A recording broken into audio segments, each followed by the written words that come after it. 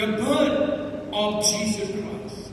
We remember whatever happened. We see in us everywhere surrounding is the demand of we respect and we welcome and we remember the birthday of Jesus Christ.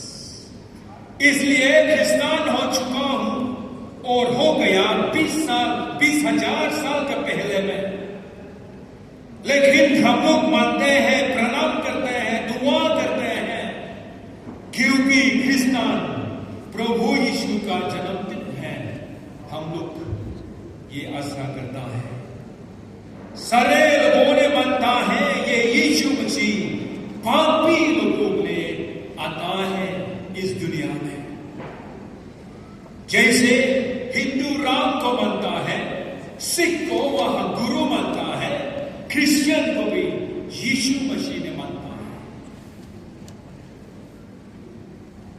Christmas खाली याद करने के लिए नहीं है, लेकिन अपने विश्वास शिक्षा के लिए हम लोग करता है।